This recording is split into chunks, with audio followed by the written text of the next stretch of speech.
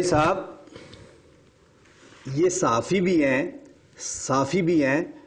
یہ دو قسم کے صحافی ہوتے ہیں. یہ کیا اخبار والے کو صحافی کہتے ہیں اور ٹی وی والے کو صحافی کہتے ہیں؟ سلیم صافی. سلیم صافی صاحب.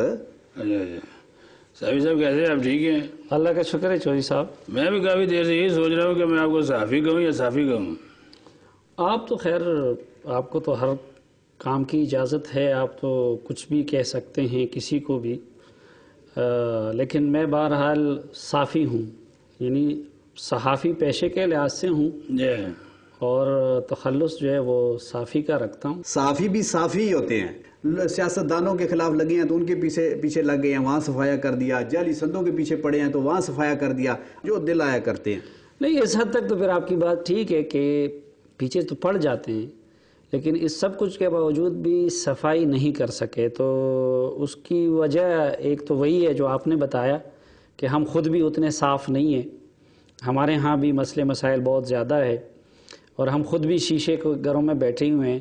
تو ایک تو اس وجہ سے وہ کوشش کے باوجود صفائی نہیں ہو سکتی.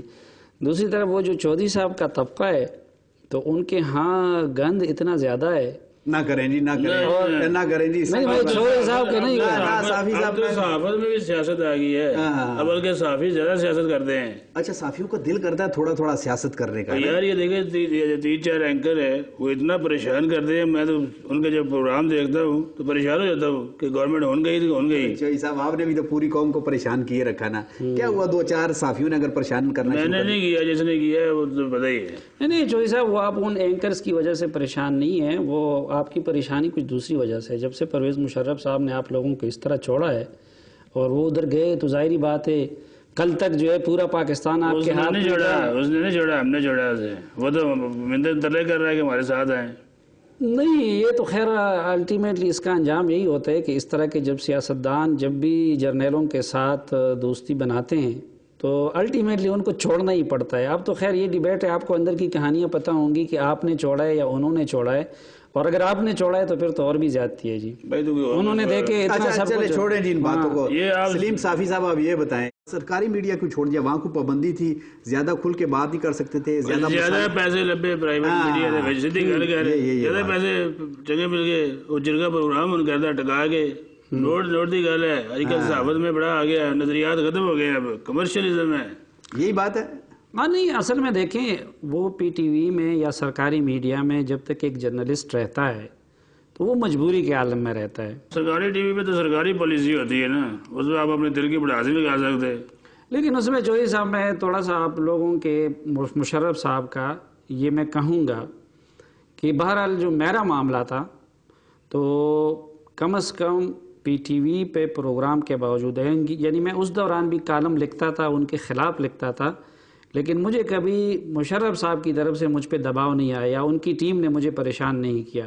آپ لوگوں نے تھوڑا بہت پریشان کیا، آپ لوگ گلے شلے کرتے تھے وقتاً فوقتاً اپنے انفارمیشن منسٹر سے کہ یہ سلیم صافی نے یہ کر دیا وہ کر دیا. وہ چلتا رہتا ہے. ہاں، اور اس کے بعد پہلے تو یہ تھا کہ میری یہ خوش قسمتی تھی کہ آلریڈی جنگ گروپ کی طرف سے مجھے آفر تھی، اور پھر جب آپ کے کچھ اور دوست آ گئے پیپلز پارٹی والے تو مجھے اس وقت سے اندازہ ہو گیا کہ ادھر چلنا مشکل ہوگا. تو بہرحال میرا پی ٹی وی میں اچھا وقت. پرائیویٹ میڈیا کی طرف سے بھی دباؤ شباؤ ہوتا ہے کہ ان کو کھینچیں، ذرا حکومت کے لتے لا دیں، ان کو جانے نہ دیں، اس طرح کا ہوتا ہے میرا خیال ہے. پرائیویٹ میڈیا میں بھی لمٹس آپ کے سامنے رکھے جاتے ہیں. مثلا آپ لوگ بھی پروگرام کر رہے ہیں تو اب اس کا ایک پیٹرن اوپر سے رکھا گیا ہے، اس کی ایک لمٹس رکھے گئے ہیں. ہم تو کھلے ڈلے ہیں جی.